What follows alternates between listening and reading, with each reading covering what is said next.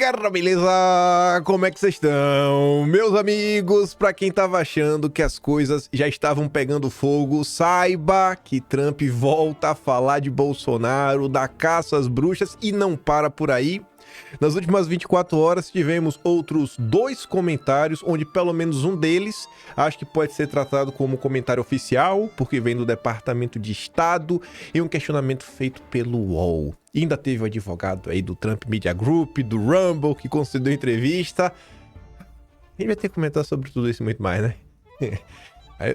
Esses dias estão demais. Enfim, vamos começar falando, inclusive, a gente começa pelo Trump, a nova fala dele.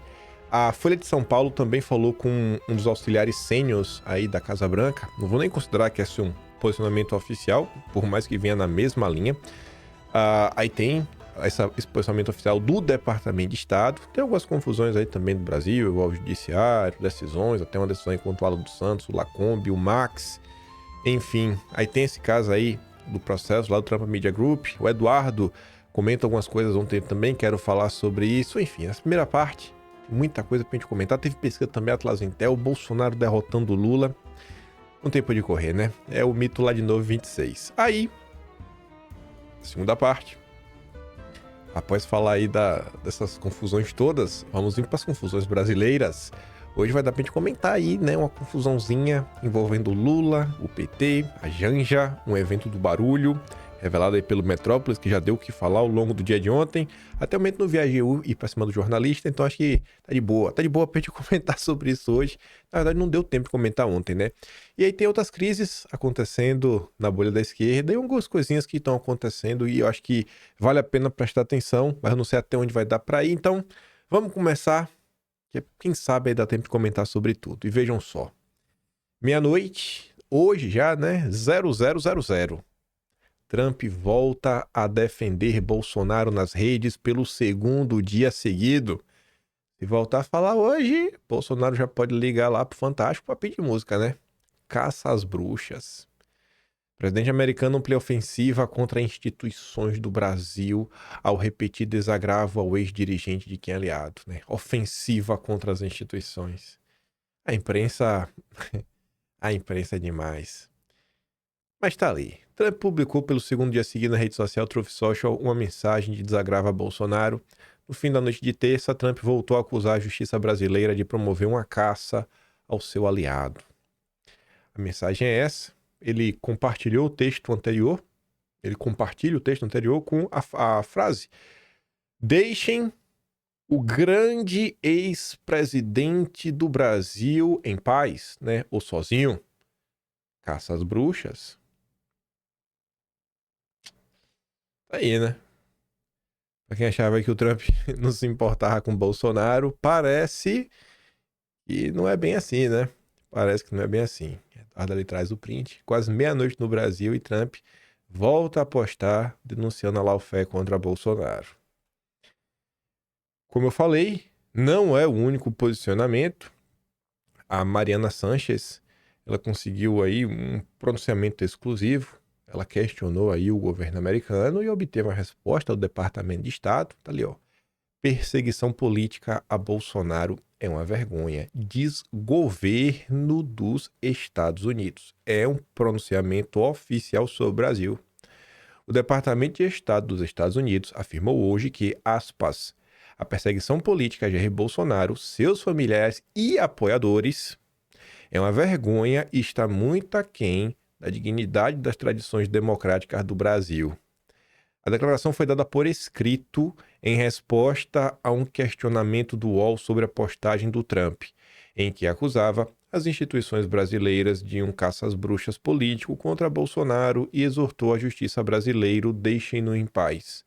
O UOL apurou que o texto da postagem de Trump em favor de Bolsonaro não havia passado pelo Departamento de Estado, mas agora a diplomacia americana confirma um novo posicionamento em relação ao Brasil. Então vejam só, não é para falar que a coisa foi sendo construída e aí chegaram lá, ô Trump, vai lá, irmão, fala aí que a gente tá pedindo, né? Foi sendo construído de baixo para cima ali, com as formiguinhas. Não. Trump decide e vem de cima para baixo. O Laranjão que resolveu falar, né? Parece aí que Parece que o Trump tem mais respeito por Bolsonaro do que uma parte da direita. Enfim, aspas de novo. A declaração do Trump é clara e nós a ecoamos. Estaremos observando atentamente, diz a nota do órgão. Teve mais umas besteirinhas e aí não está na matéria escrita. E graças a Deus temos aqui o Vinícius Carrion. Ele mostra que ele coloca o recorte da senhorita Mariana Sanches, que teve aí, ela vai ler a nota completa, a nota não é tão grande assim, e ela vai falar sobre o caso. Vejam só. E o teor da nota do Departamento de Estado é bastante forte, viu, Mauro? Eu vou ler para vocês porque é curtinha. Diz o seguinte: Jair Bolsonaro e sua família têm sido parceiros sólidos dos Estados Unidos. A perseguição política contra eles e seus apoiadores é uma vergonha e está muito aquém da dignidade das tradições democráticas do Brasil. A declaração do presidente é clara e nós a ecoamos. Estaremos observando atentamente. Com essa declaração, que é muito forte, chama de vergonha o que está acontecendo no Brasil em relação ao processo judicial que o ex-presidente Bolsonaro enfrenta aí. Ele é réu por tentativa de abolição violenta do Estado Democrático de Direito, entre outros crimes, né? Há todo um processo em curso. Inclusive, a gente viu recentemente o ex-presidente, diante do ministro relator Alexandre de Moraes, se defendendo, né, Mauro? Essa nota nos mostra que a administração Trump, que os Estados Unidos entraram definitivamente aí, compraram definitivamente a narrativa de que o ex-presidente Jair Bolsonaro é um perseguido político, e isso deve ter implicações muito graves, né? A nota diz que o Jair Bolsonaro e sua família têm sido parceiros sólidos dos Estados Unidos e não cita em nenhum momento que o Brasil e os Estados Unidos são parceiros há 200 anos, né? E tem uma relação diplomática bem estabelecida. Enfim, a gente vê um aprofundar dessa crise que deve trazer desdobramentos, viu, Mauro? Tá aí, né? Desdobrar da crise, aprofundamentos. Ai, o que é que eu falo disso, né? Não falo nada, só observo. Vou fechar um negócio aqui. Aí vem o terceiro pronunciamento que eu falei pra vocês. Não sei se aqui dá pra acreditar aí na conta do governo, porque, enfim, foi um auxiliar sênior que falou com a Folha de São Paulo, e como a Folha não coloca o nome da pessoa, não sei se dá pra encarar como pronunciamento oficial, mas tá ali. Finalzinho da noite de ontem, 11 da noite, matéria da Júlia Chaib. Ofensiva pró-Bolsonaro e de Trump se fia em acusação de censura e aliança Lula. Você sabe quem? A Folha, o integrante sênior da gestão Trump, como são chamados assessores influentes do Trump, resumiu a visão que permeia o governo nos seguintes termos: Bolsonaro e seus apoiadores estão sob ataque de um sistema judiciário instrumentalizado. Para esse auxiliado republicano, as decisões do ministro atingem a liberdade de expressão e, mais do que isso, subvertem a democracia para sustentar um governo que julga impopular, o do Lula. Decisões do judiciário são para proteger o Lula, minha nossa. Essa acusação é muito antidemocrática. Não tem como levar isso aqui em consideração. Não existe esse aparelhamento, mas de jeito nenhum. Aí ele aqui é um louco. Aqui é pura desinformação. Enquanto tem aí, né, essas novas falas e fica todo mundo observando, tá, e aí, vai acontecer o quê? Eu tô no mesmo ponto que vocês, tu quer saber, né? Pra onde que vai? Você comenta de um lado, mas do outro lado também tem as movimentações. Ontem, o ministro resolveu prorrogar o inquérito contra Eduardo Bolsonaro por mais 60 dias. E eu tenho pra mim que esse inquérito nunca vai encerrar. Eu acho que esse inquérito aí contra o Eduardo vai ficar aí por um bom tempo. Sem nenhuma pressa, né, de resolver. Vamos ver aí como é que vai ser as eleições no ano que vem, né? Manter o inquérito aberto, de repente resolver a situação, né? Eduardo aí segue sendo um grande problema para o Brasil. Ontem também, além deste inquérito, o ministro resolveu multar aliado de Bolsonaro em R$50 mil após entrevista. Qual aliado? Alan dos Santos. Só que não foi por dia sozinho não, viu? Enfim, o ministro aplicou uma multa de R$50 mil contra o Alan dos Santos por descumprimento de medidas cautelares. O valor também foi estendido aos responsáveis pelo canal Conversa Timeline, no qual o investigado participou de entrevista publicada no YouTube em 1º de julho. A penalidade foi determinada pelo ministro com base na constatação de que Alan participou do programa intitulado, aspas, Lula incha o Estado e o Supremo persegue brasileiros. É a ditadura da toga. O que, segundo o despacho, configura nova violação de determinações anteriores de bloqueio e suspensão de perfis em redes sociais. O ministro afirmou que Alan utiliza as redes sociais para atacar as instituições democráticas, notadamente o Supremo, bem como o próprio Estado democrático de direito.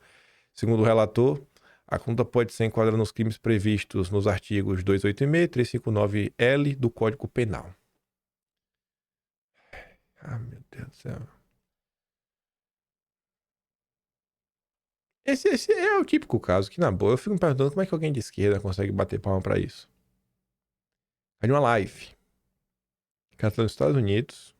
Eu acho que todo o aparato jurídico da coisa está hospedado nos Estados Unidos. Aí, enfim, né? Tá sendo mudado, tá mutado aí. Aí vai mutar o Lacombe também.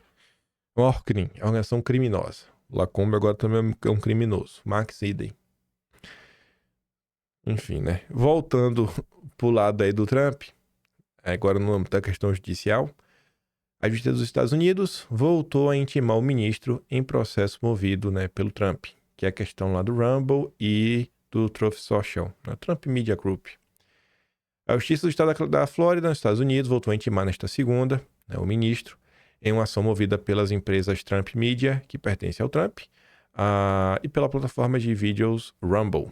As companhias alegam que o ministro praticou censura ao determinar suspensão de contas em redes sociais e pedem que suas ordens não tenham validade em território norte-americano. Para falar sobre isso, ninguém melhor do que o advogado do caso. Mas antes de a gente falar dele, só para avisar, se você está preocupado com a democracia brasileira, relaxe, está tudo em paz. A AGU do Lula já tem advogados nos Estados Unidos monitorando a ação. O Lula não vai deixar ninguém para trás. O Lula está defendendo a soberania nacional, né? A advocacia geral da União. Aí você se pergunta, tipo a Yara, mas como assim? Yara, o ministro não é só um ministro. O ministro, ele faz parte do Estado Democrático de Direito. Você está atacando a União a entrar com um processo como esse. É tão difícil assim para vocês entenderem. Aí tem aqui um advogado da causa. A Veja conversou com ele ontem.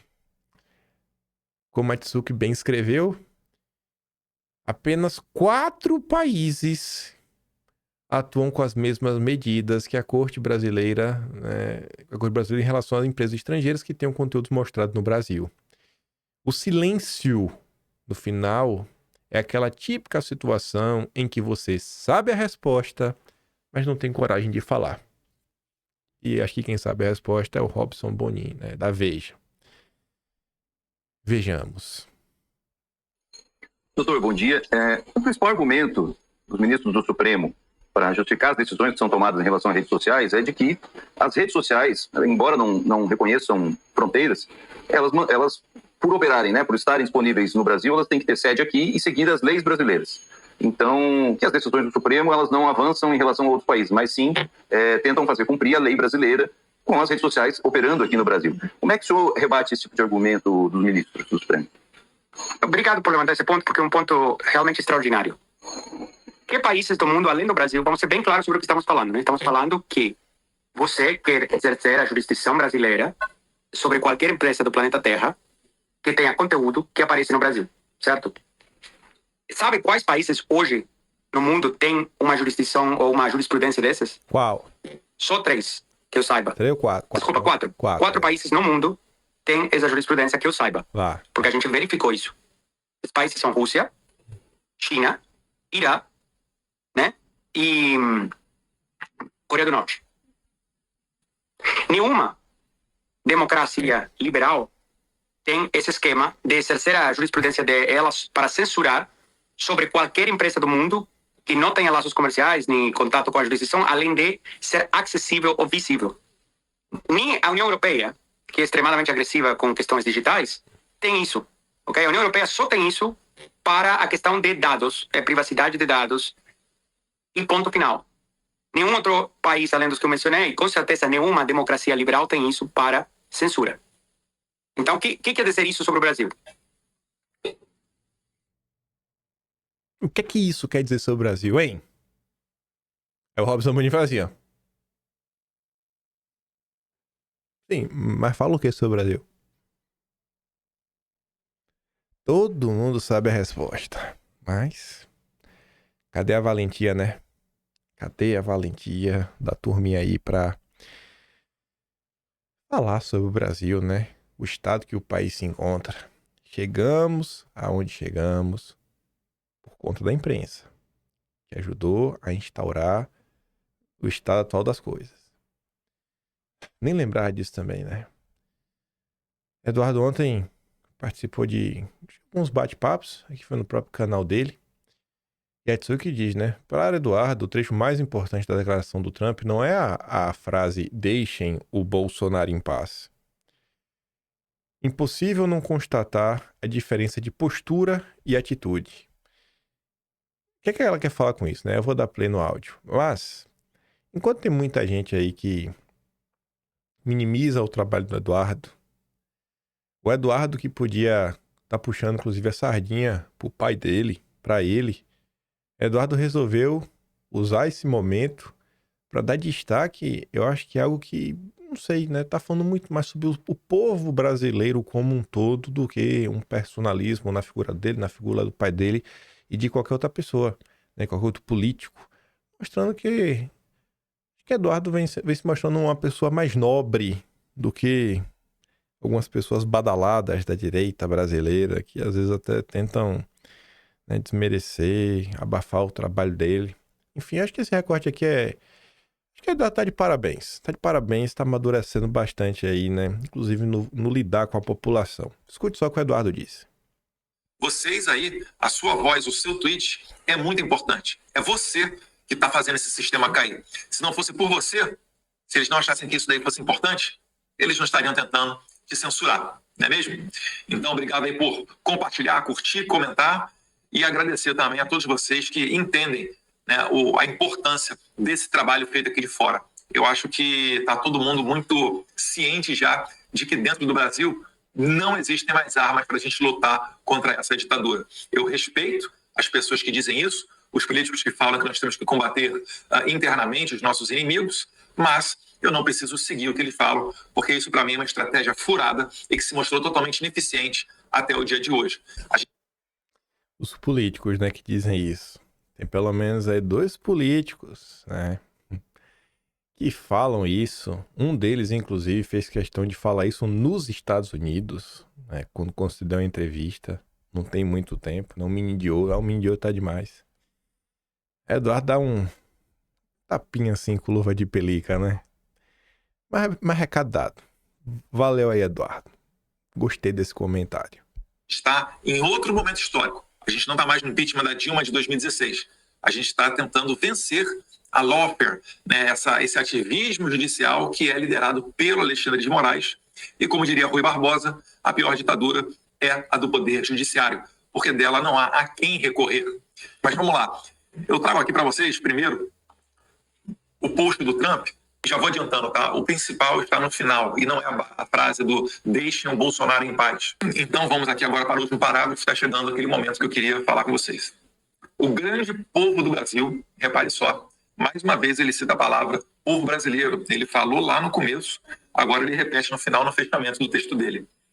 O grande povo do Brasil não aceitará o que estão fazendo com o seu ex-presidente.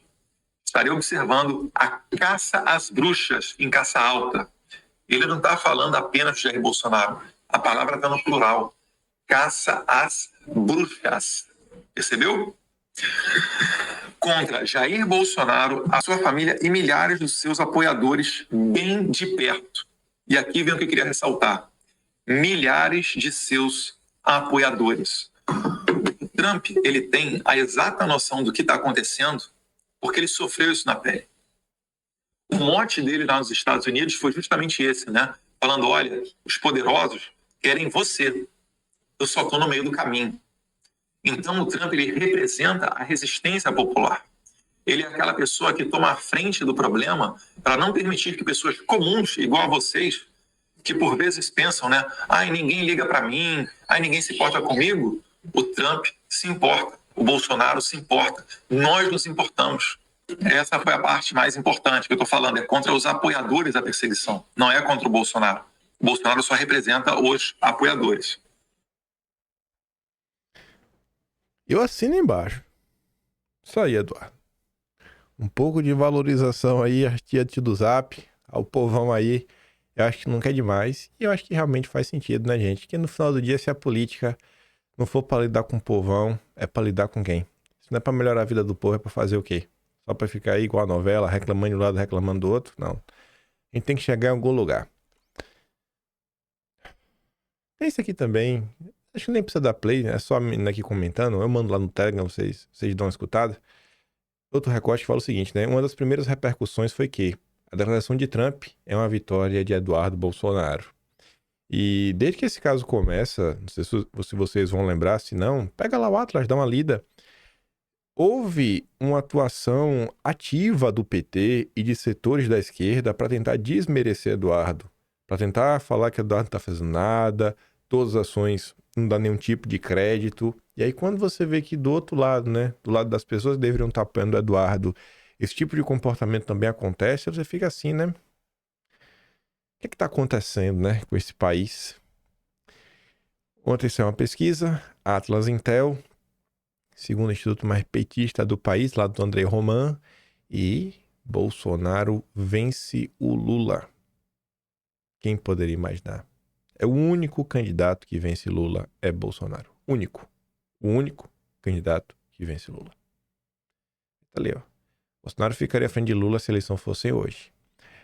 Bolsonaro teria 46% dos votos, ante 44,4% do Lula em cenário de primeiro turno. E no segundo também levaria.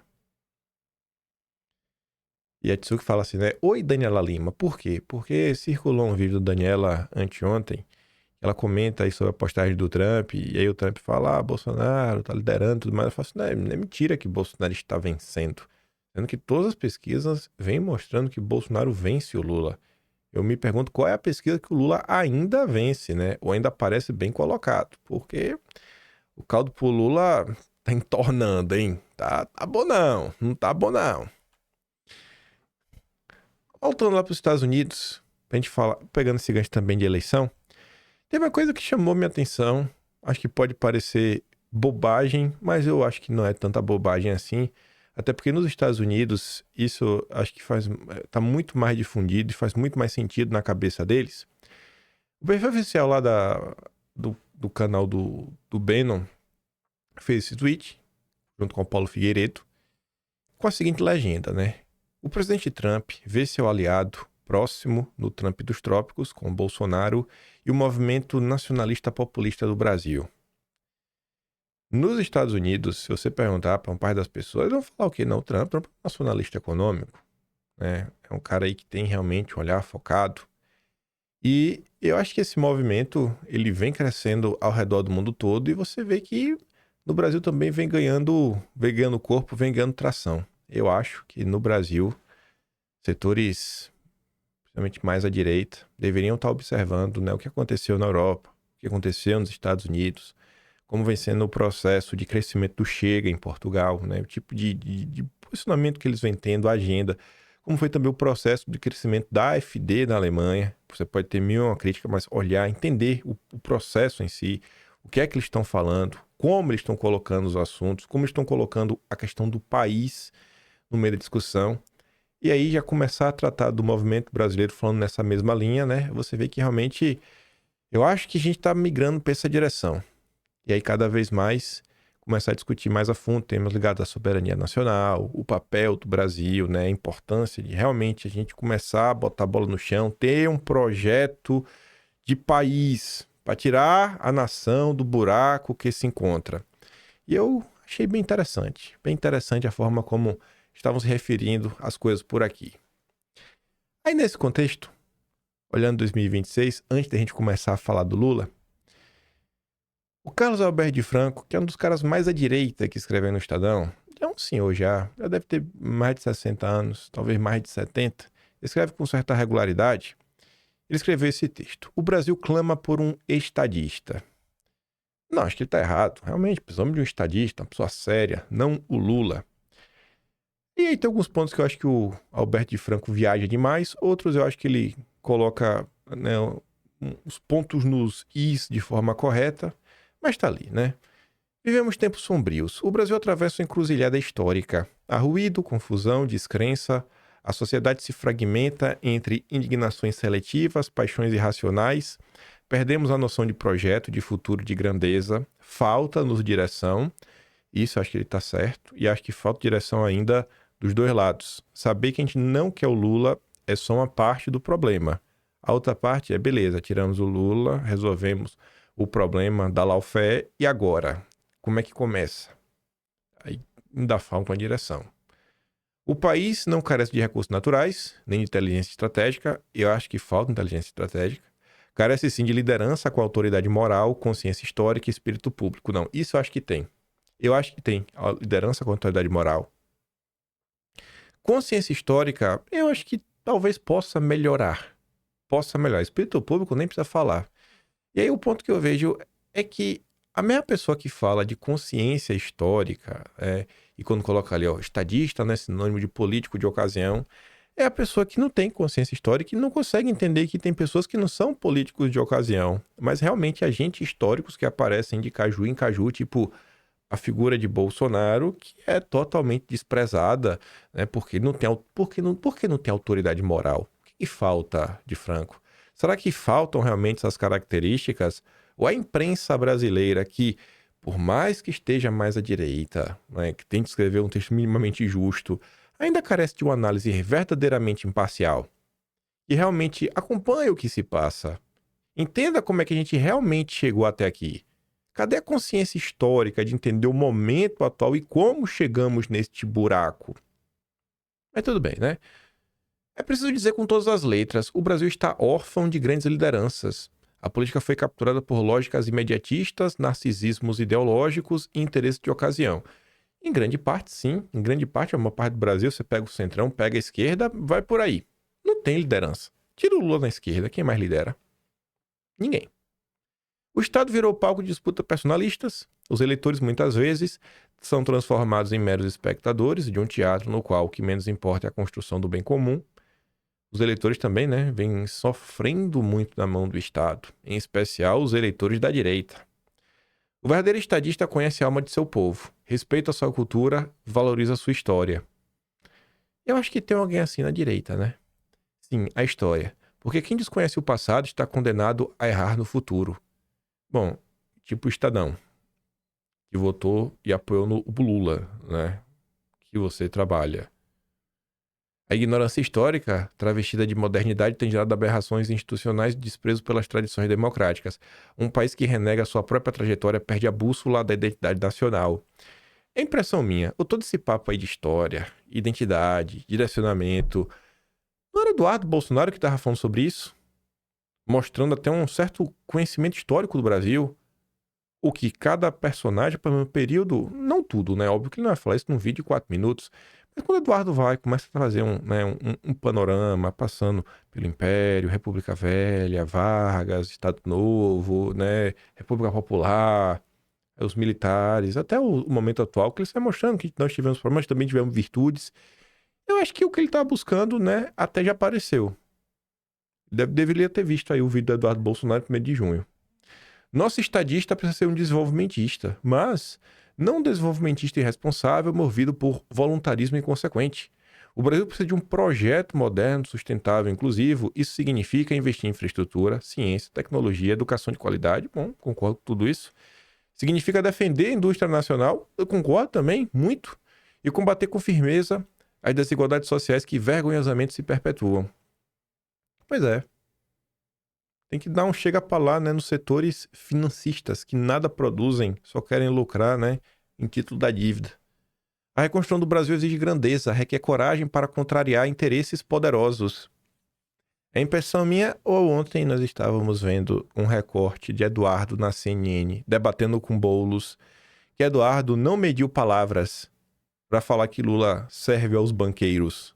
É um tabu falar de banco no Brasil, né? Eles são muito poderosos, financiam muitas coisas, né? Apoiam, fazem jantares. Então nenhum político quer contrariar esses interesses. A impressão minha também, Eduardo, contraria outros interesses internacionais. Tanto Eduardo, o Jair nem precisa falar. Olha o Jair na presidência.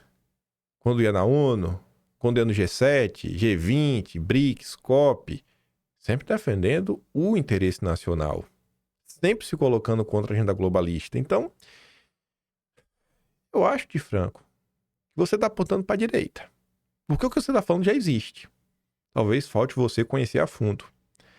Pede serenidade diante da gritaria populista e firmeza diante das pressões de mercado. Pois é, né? O estadista sabe que governar não é agradar a todos, mas escolher com sabedoria o que serve ao bem comum, ainda que isso custe votos ou manchetes negativas. Estamos diante de um tempo em que precisamos mais de estadistas e menos de influenciadores. Isso eu concordo. Mais de consciência e menos de performance. Também concordo. Mais de serviço e menos de vaidade. Também concordo. O Brasil clama e clama com urgência por uma liderança que una competência técnica, sensibilidade social e integridade moral. Alguém que fale menos de si e mais do povo. Tipo Eduardo, estamos ali agora falando, né? Que, cara, aqui a parte mais importante é o povo. Olha, chegamos até aqui por conta de vocês, reconhecendo verdadeiramente a militância. Porque, gente, a força que o Jair tem, a força que o Eduardo tem, qual é a força que eles têm? É a força do voto que vocês entregaram. Se Bolsonaro já tivesse se destruído, abandonado, se Eduardo Bolsonaro não tivesse voto nenhum, fosse um político aí da Série C do Campeonato Brasileiro, que se elege sendo carregado pelos outros, tu acha que alguém tava dando atenção? Se por mais importante que essas pessoas sejam, é o que eu falo pra vocês sobre jornalismo. O poder deles foi outorgado por vocês, né? Outorgado, né? Ou outorgado, enfim. Foram vocês que deram o poder. Me faltou agora se é algo ou outro, tô na dúvida. Mas não é isso. Então, cara, curioso, né? Curioso como eventos recentes mostram que o que as pessoas clamam meio que já existe, né? A hora é de escolhas corajosas. O país não pode continuar refém da mediocridade institucional, da paralisia política e do cinismo generalizado. Bom, cinismo é o que a imprensa faz. Diante de todas as mazelas, todos os absurdos, o Estadão, onde você trabalha, acha que estamos diante de uma questão que é só ter uma autocontenção. Não, vocês precisam se autoconter, né? Que o Bolsonaro enfrenta um julgamento justo, que é um golpista, né? Que já está acusado. Quando a Veja, ali agora, que a gente fala do Robson Bonin, quando o advogado do Trump vai e coloca todos os pontos, né, nos is, fala dos 4 países que tratam a internet como o Brasil trata, perguntei o que é que isso fala sobre o Brasil. E fica aquele cara de paisagem. Isso é cinismo. Então, o cinismo generalizado, leia-se a imprensa, né? Então a imprensa é um problema. É preciso virar a página, não com salvadores da pátria, mas com homens e mulheres comprometidos com a verdade, com a história e com o futuro. Um estadista constrói pontes entre o presente e o amanhã, entre o sonho e a realidade, entre o progresso e a responsabilidade, e sobretudo constrói confiança, porque é dela que nascem as grandes transformações. É chegada a hora, o Brasil precisa e merece um estadista, tenho certeza. Espero que a classe política saiba reconhecer, né, quando vê-lo ainda está em 2026. Mas vamos lá. O que o de Franco está pedindo e o que o Brasil precisa, com certeza não é o Lula, né? Mas antes de a gente chegar do Lula, eu não falei isso daqui na introdução, de propósito, até para puxar um ponto, da mesma forma que a gente critica a imprensa, né? Tem outros setores no Brasil que eu acho que não são tão compromissados com o bem comum. E talvez esses setores possam ser responsáveis por queimar a reputação das boas pessoas. Tipo, queimar a reputação do Jair, queimar a reputação do Eduardo. Aí você vê essa matéria aqui e você se pergunta, o que é que tem a ver, né? Porque, pelo que eu tô vendo aqui, é um deputado federal ligado ao Lula, né? Porque é o PSB, é o partido do Alckmin, é um aliado do Cid Gomes. Sim, é tudo isso mesmo, só que tem mais coisas. Veja só. Polícia Federal cumpre mandado na Câmara dos Deputados em operação que investiga fraudes em licitações no Ceará. A investigação que apura a atuação de organização criminosa acusada de desviar recursos públicos por meio de fraudes em processo de licitação no Ceará. O Estadão apurou que o principal alvo é o deputado federal Júnior Mano, do PSD do Alckmin. Só que ele não era do PSD, do PSB, não era do PSB desde sempre. O deputado foi filiado ao PSB após ser expulso do PL, partido de Bolsonaro. O senador Cid Gomes lançou em fevereiro o deputado Júnior Mano como candidato ao Senado em 2026. Aí vejam só.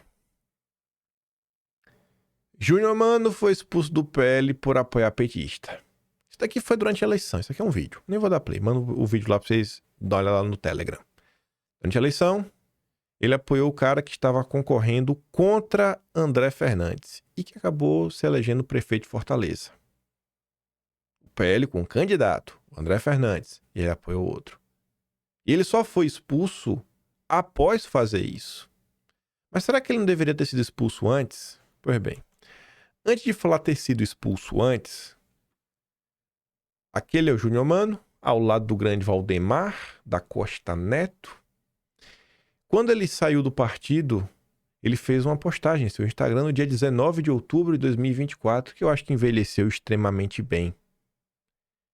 Nota de agradecimento. Quero expressar minha gratidão ao presidente do PL, o Valdemar, pela amizade e solidariedade que sempre demonstrou. Reconheço que as decisões que você está sendo obrigado a tomar não refletem o seu verdadeiro desejo, nem do Valdemar, nem do Duda Lima. Todos sabem que o ex-presidente Bolsonaro está no comando do partido e foi ele que solicitou minha expulsão. Então, assim, por pessoas como Duda Lima e Valdemar, Duda Lima, se depender do Duda Lima, ontem a imprensa era aliado de Bolsonaro, é alvo de busca e apreensão. Duda Lima parece que não se importa se Bolsonaro receber a pecha de bandido. Parece até que deseja isso, né? Qual é Duda Lima? Envelheceu bem, não foi, cara? E não dá pra aliviar uma coisa dessa, porque as críticas ao Júnior Mano não nasceram na eleição de 2024. 9 de julho de 2023. Comunistas do PL. 19 dos 99 deputados do partido de Bolsonaro têm histórico pró-governo Lula. O cearense Júnior Mano fez questão de compartilhar uma foto com a Anísia. Aqui só um caso que já gerou confusão. O Júnior Mano ainda está também nessa nota, em outubro. Quem são os deputados do partido de Bolsonaro que votam a favor de propostas do governo Lula? A incapacidade, a mediocridade de Duda Lima é tão grande, que o cara só está preocupado no final do dia em ter uma bancada grande e ele não percebe que esse tipo de político afasta o apoio popular ao PL. Se o PL tivesse o mínimo de responsabilidade e interesse em resolver, dar gás em quem está tentando trabalhar, apresentar um bom resultado e não ficar de conversa fiada, o PL realmente poderia se firmar como um partido de oposição ao sistema. Não um partido que tem a ala de oposição ao sistema de Bolsonaro, que tem que ficar se estapeando aí por algum tipo de espaço com PL raiz, comandado pelo Duda Lima e pelo Valdemar. Então, parabéns, Duda Lima. Você devia hoje, Duda Lima, ligar para Bolsonaro e falar: Bolsonaro, obrigado por não sair notícia na imprensa falando que a gente tem um alvo de operação da Polícia Federal no nosso partido. Porque é isso que você ia fazer, Duda Lima. Você tá demais, cara. Você não é apto para estar na posição que você tá. Me pergunto se você não fosse amigo do Valdemar, né? Se por capacidade técnica, eu acho que você não tem. Aí é que tá falando de operações da polícia, aí chegamos no Lula. Matéria do André Chaldes. Eu acho que Andrés da Mata é só nome porque é chefe do cara, viu? Mas acho que essa matéria, apuração, grande parte foi do André Chaldes. Visita de Lula à favela do Moinho foi articulada com ONG ligada ao primeiro comando da capital. Vixe Maria! Haja confusão. Na hora que eu vi isso ontem, falei, eita, vou botar no vídeo, vou comentar as coisas do Trump. Se não der tempo, não deu, mas se der, a gente comenta. Aí nem deu tempo ontem, né? Mas tá ali. Márcio Macedo e secretários se reuniram com a associação sediada em local onde o PCC armazenava coisas ilegais na favela do Moinho, em São Paulo. Uma agenda de Lula e da Janja, no centro de São Paulo, no fim do mês passado, foi viabilizada após reuniões do governo com a associação da comunidade do Moinho. Documentos obtidos pela coluna mostram que a sede da entidade foi usada para guardar coisas erradas para o PCC. A presidente da ONG é irmã do antigo dono, palavra feia, né? Do tráfico na favela. Ixi. O traficante Leonardo Monteiro Moja, o Léo do Moinho. Segundo o Ministério Público de São Paulo, a favela é controlada pelo grupo criminoso e o acesso costuma ser restrito a não moradores. Se você não mora, para você entrar, tem algumas restrições. O ministro Márcio Macedo, da Secretaria-Geral da Presidência, esteve na entidade 2 dias antes da visita do Lula, né, e da Janja para negociar a agenda oficial do Lula. Lula e Janja visitaram a comunidade e posaram para fotos com representantes da associação. Lula anunciou um acordo de realocação das cerca de 900 famílias que vivem na área. O terreno pertence à União, deve ser transformado em um parque.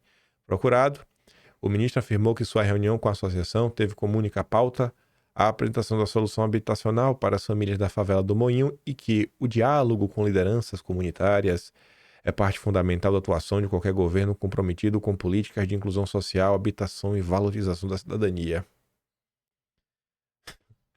A Associação da Comunidade do Moinho é presidida por Alessandra Moja Cunha, irmã do Leonardo Monteiro Monja, o Léo do Moinho, né? Que é apontado como líder do tráfico local preso em agosto de 2023. Não tinha nenhum lugar melhor pra vocês levarem o Lula, não? Sério mesmo. Sério.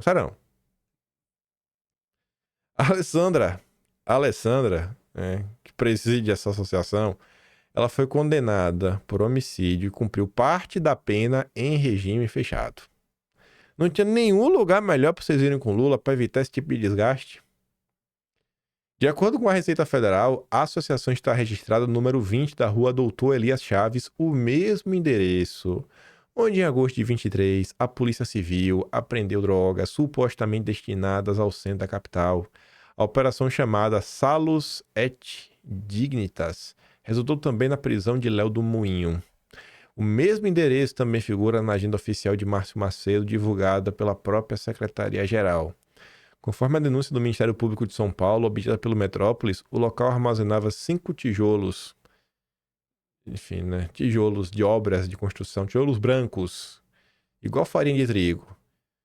608 porções na forma de cor muito ruim e 98 porções e 3 tijolos de orégano. O endereço fica próximo ao campo de futebol da comunidade onde ocorrem os eventos da associação.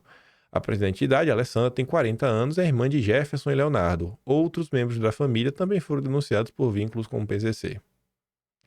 Depois a matéria está trazendo mais informações, né?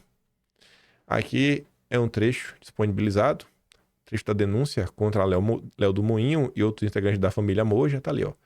Pode-se concluir, portanto, que a família Moja permanece no controle do tráfico naquela região, de maneira que se comunicam e retornam para o controle das atividades criminosas na favela do Moinho. Esse nicho criminoso é de suma importância para o funcionamento de toda a organização criminosa, uma vez que permite aos criminosos se anteciparem a qualquer ação das forças estatais, obtendo informações privilegiadas de operações policiais para prosseguirem com a atividade de traficância dentro do fluxo central, sendo como polo territorial de abastecimento e gerenciamento a favela do Moinho. Esse é o jornalista, né? Esse é o André Chaldas. Estava no Estadão, saiu, graças a Deus, né? Saiu de um veículo que o DNA é golpista para outro veículo. Não que o Metrópolis seja bom, né? Mas só de não estar no Estadão, cara, Estadão e Globo é fim de carreira, sabe? É assinar a carteira de filiado ao sistema. E tá ali, né? O ministro Márcio Macedo negocia uma agenda, ele comenta. Baita fura aí do André, vai ser perseguido por isso, né? Com certeza. E a turma também comenta isso aqui, ó. PCC cobra até R$100 mil de moradores que deixaram favela do Moinho. Moradores da favela relatam ameaças para pagar multa ou dividir valor de habitação social com integrantes do PCC. Dá pra vocês? Essa é a realidade do pobre. Cadê o rico contra pobre aqui? Aqui é rico contra pobre? Cadê o rico contra pobre? E aí? Cadê o governo Lula para ajudar o pobre aqui nesse momento? Aqui não tem justiça, aqui não tem governo. Aí é um pessoal que realmente está entregue à própria sorte. Vida sofrida, viu? Vida do pessoal é uma vida sofrida demais. Aí, enquanto isso, aí vocês perguntam, cadê o PT? Não tem estadista, não tem projeto, não tem plano. O PT teve eleição aí no final de semana, confirmou que todo mundo meio que já sabia. O candidato que foi no evento do BTG, né, o Edinho Silva, venceu com 73% dos votos, o que mostra que o PT é o partido dos bancos. A ala da esquerda no PT, ou mais à esquerda, é minoritária. Não tem nenhuma força. Nosso amigo da tropa Indorix fala isso. O PT é um partido submetido à razão de Estado. Na prática, o governo comanda os destinos do partido. A vitória da direita partidária foi avassaladora e não há surpresa no resultado. A esquerda petista é insignificante. Alguém duvida? E aí o Fred Krepp também faz piada, né? Com 73% dos votos, Edinho Silva é eleito, Rui Facão fez 11%, aí ele brinca, né? Agora vai vir a guinada esquerda. Agora vem a guinada esquerda do PT, né? Não, vem não. Caminho do PDT, Requião vê esquerda sem projeto e governo Lula neoliberal. Essa é a pilha, gente. Essa é a pilha que machuca. Essa é a pilha que deixa petista nervoso. Lula, neoliberal, vassalo do Biden, vassalo do imperialismo, vassalo do Macron. Aí o povo fica louco, não sabe nem como te responder. Fica até vermelho. Mas voltando a falar de assunto sério, olha pra isso aqui. O Brasil precisa de um estadista. Por que elegeram Lula? O Brasil se aproxima da metade mais pobre do planeta. Mais pobre do planeta. O PIB per capita do Brasil também evolui pior do que a média de países pares. Os emergentes devem representar 78% do PIB per capita brasileiro este ano e 82% em 2030, ante apenas 31% no início da série. Indicadores, no final do dia, não dizem nada ou podem dizer tudo. IPCA serve de alguma coisa? Serve. Tem coisas que não tem a inflação que tem a comida. Por exemplo, mão de obra, imóveis. A inflação disso é uma inflação diferente. Você está comprando imóvel todo dia? Não. Mas às vezes o bilionário está. Às vezes os banqueiros estão. Então eles estão preocupados com a inflação do imóvel, porque 1% no imóvel de 1 milhão é muito mais, né? 1% do imóvel de 1 milhão dá o quê? Dá 10 mil reais. Agora, se o feijão de 30 tiver um aumento de preço de 50%, sai de 30 para 45, né? Você fala, o rico só está gastando 15 reais a mais. Ele prefere pagar 10 mil a mais, que é 1%, ou pagar 15 reais a mais no feijão? Ele prefere pagar 15 reais a mais. Só que o pobre lida com essa inflação. A da comida, a da gasolina, a da energia elétrica, do aluguel. É a vida do pobre. Então você tem um indicador no Brasil que é o que baliza as decisões, baliza a tomada de decisão do Banco Central, Selic, etc. tudo mais. E inclusive também influencia no aumento do salário mínimo, né, de benefícios, etc. tudo mais. Corrigindo aqui, não vai ter aqui o aumento proporcional à inflação. Não, não é inflação. A inflação não é essa. Essa inflação é mentirosa. Não é que ela é mentirosa. Ela não condiz com a realidade de todos os brasileiros. Na verdade, não condiz com a realidade da maioria dos brasileiros, que são pessoas comuns. E aí, quando você vem, por exemplo, essa notícia, o Brasil cresceu, o PIB cresceu. Tá, o PIB cresceu. Cresceu por quê? Muitas vezes porque o Estado está gastando, então, por incentivo estatal. Muitas vezes porque empresas que já eram muito grandes ficaram maiores ainda. Então, o PIB cresceu, tá? Mas o povo tá vendo esse dinheiro entrar no bolso? Então, eu já cheguei a fazer dossiê sobre isso, virou dossiê histórico. A história do indicador. O PIB foi inventado. O PIB foi inventado por uma pessoa. Não existia esse indicador antes. E quando você vê essa pessoa, tem uma componente política, o cara fazia parte, inclusive, lá do Comitê de Guerra dos Estados Unidos, todo um processo Você fala, rapaz, parece que não é à toa utilizar isso daqui. Então, um indicador que faz muito mais sentido, que é o PIB per capita, quanto cada pessoa ganha ao longo do ano, você vê que o Brasil está se aproximando da miséria. O Brasil está andando para trás. Enquanto Lula grita na TV a luta pela desigualdade, a desigualdade está se aprofundando. Porque se o PIB aumenta e a renda per capita cai, é porque existe concentração na mão de bilionário. É uma matemática simples. Aí um país que muita gente às vezes fazia piada, porque tem uns vídeos na internet que realmente, né, o povo fazendo comida no meio da rua, é um negócio assim que você fala, minha Nossa Senhora. Mas tá ali, ó. Índia ultrapassa Brasil em saneamento, segundo dado do OMS. Ainda tá certa mesmo em colocar saneamento básico no país dele inteiro. Tomara que eles tenham de norte a sul, leste a oeste. Mas e o Brasil não tem porquê? Assim, é uma piada o que está acontecendo. No governo anterior, isto era assunto, isto era pauta. Isso era coisa assim que era ordem do dia. Tanto que foi aprovado que é o marco do saneamento. Por quê? Porque era algo importante. Era visto algo como assim essencial para a vida dos brasileiros. Porque é obra é investimento, é geração de emprego, é fomento da economia no local, do pedreiro que está ali, que vai comprar um lanche para fazer alguma coisa, é redução de custo na saúde, porque o povo não fica doente, ou pelo menos reduz. Então, um levantamento da economia que você tem, né? Vidas estão sendo salvas, muitas vezes. Então, assim, é tanta coisa. É o mau cheiro que você tira. A idade brasileira tem que conviver com mau cheiro na sua própria casa. A vida tem uns brasileiros que moram no lugar. Tem violência, não tem esgoto, ou seja, é um mau cheiro, não tem dinheiro, ainda tem som alto, tocando funk. O cara, como é que esse cara vai ter paz na vida? Como é que tu vai exigir dessa pessoa? Não, cara, se informa aí o que tá acontecendo no Brasil. O cara sequer consegue sobreviver. Esse é o governo Lula. Este é o Brasil de Lula. Olha o Brasil de Lula aí, ó. Lula discutirá com CEOs de grandes bancos novo modelo de crédito imobiliário. Facilitar o crédito aí, né?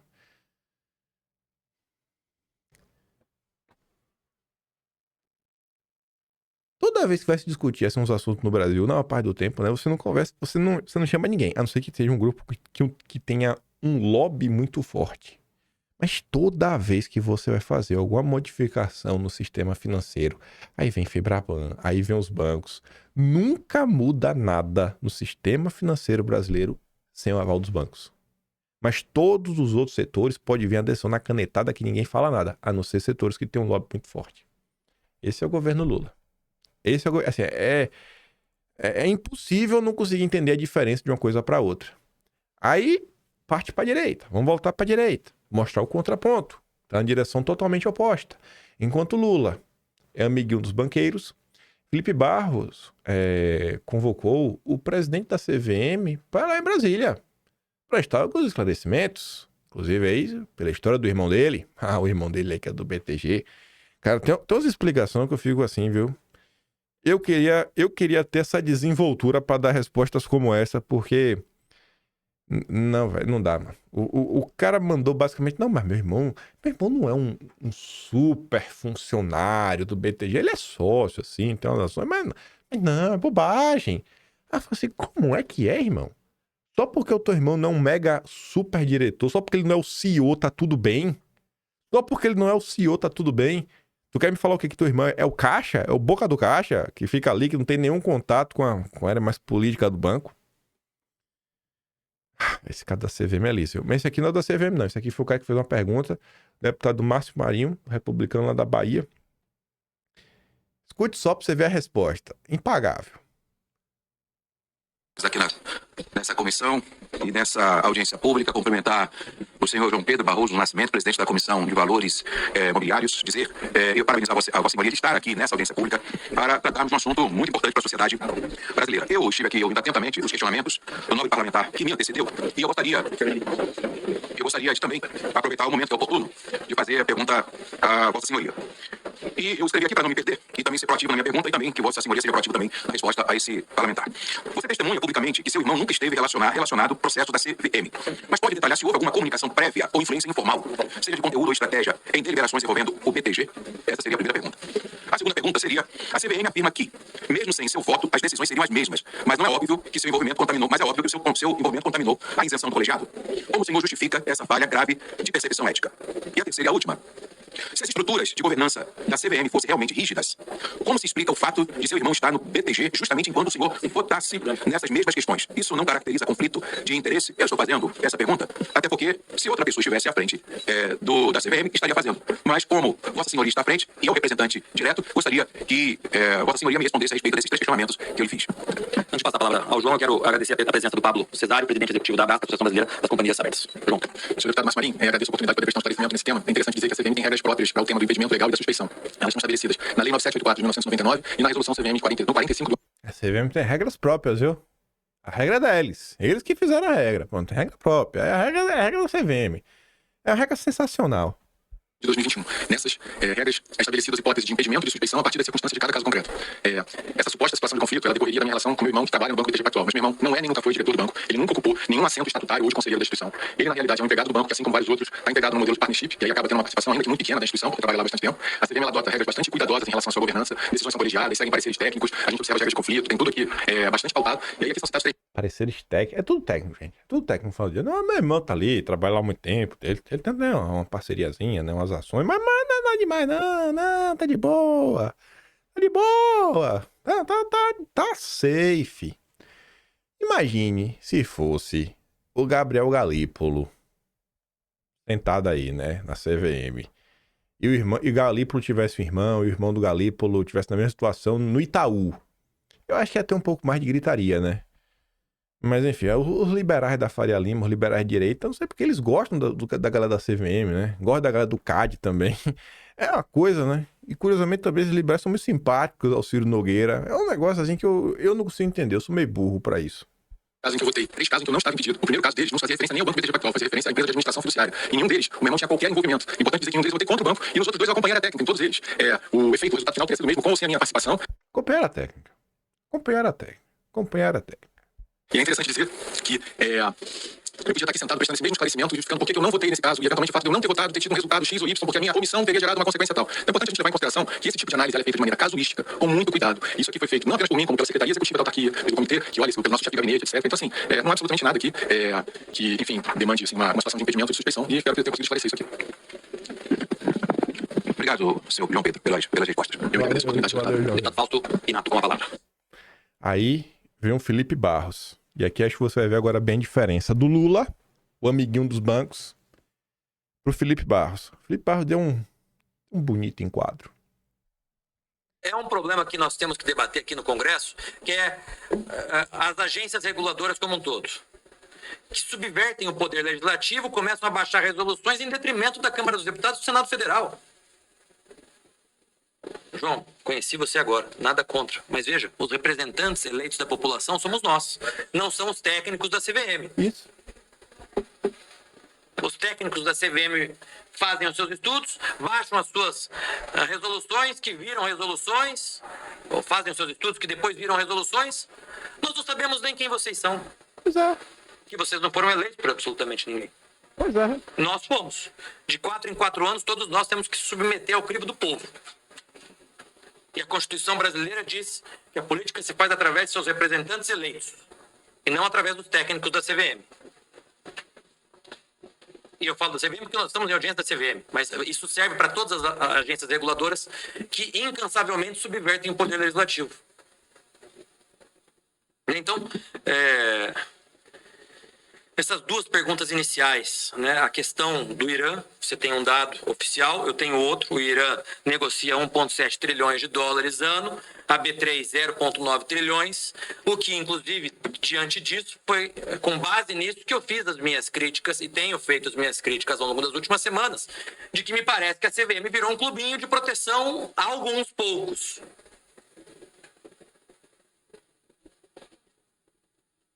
Em vez de fomentar a economia real, que é aquilo que gera emprego, que gera renda para o bolso do povo brasileiro, que é isso que o povo está precisando. E a segunda pergunta é o que acontece efetivamente se uma empresa não cumprir com a resolução 59 de 2021 do tal Pratique ou Explique. Nossa. Clubinho, né? E aquela coisa, Quem que elegeu vocês? Pra vocês estarem tomando um monte de decisão. A coisa, né? O povo nem sabe quem é que tá lá. Indicação aí de uma agência, né? Passou pelo Senado, alguém mandou. Curioso, sabe, esse processo no Brasil. Então, você vê assim que claramente, né? Lulismo e a direita bolsonarista vem realmente assim marchando para lados totalmente antagônicos. Lula discute com os chefes dos grandes bancos novo modelo de crédito imobiliário. Felipe tá dando enquadro para que história é essa aí, mano? Que vocês estão tomando decisão aí por vocês mesmos, sem quem for eleito, fomos nós. E quem faz a lei do legislativo. Vocês realmente estão se preocupando aí com a economia real? Porque eu tô vendo aqui a movimentação da B3 é menor do que a bolsa do Irã. Como é que a bolsa do Irã movimenta mais do que a bolsa brasileira? O que tá acontecendo, cara? E, né? Parabéns aí pro Felipe Barros. Isso aqui eu acho que eu vou deixar pra comentar amanhã, porque tem mais alguns assuntos que eu quero colocar em sequência, que envolve a questão até de cassinos, bets, e o governo Lula finalmente apresenta, né? Finalmente não, né? Infelizmente apresenta novidades aí sobre a questão do crédito de carbono. Tá avançando, viu? Tá chegando aí mais um imposto pra você pagar, porque no final do dia vai ser mais um imposto, né? O crédito de carbono tá chegando, mas a gente comenta amanhã. Enfim, né? Vem se desenhando o cenário de 26. A turma do Lula, que gosta até do apoio do Pele Raiz, se der pelo da Lima, tá todo mundo junto. E tem lá o Jair, a turma do Jair. Aí você tomar decisão é até fácil, né? Turma do Jair versus a turma do Lula. Em lados antagônicos. Quem tá no meio só tá tentando substituir a figura do Lula com os votos de Bolsonaro. E acabou. Vou mandar todos os vídeos que eu dei play agora, né, lá no Telegram. Link tá na descrição. Tu pega lá, dá uma olhada com calma. Mas que eu também não dei play. O lá do Lourival. Lourival, o cara da CNN? Acho que é Lourival. Enfim, o da Minala também, falando sobre Eduardo. Enfim, né? É isso. Se for meu trabalhinho, quer um pouco mais, passa mesmo do canal. Tem um botão de valeu, tem um Patreon na descrição e tem um Atlas brasileiro, kimpai.com/br. Por hoje eu fico por aqui. Deixa aquele grande beijo e abraço. Tamo juntos. Valeu, meus amigos. Fui!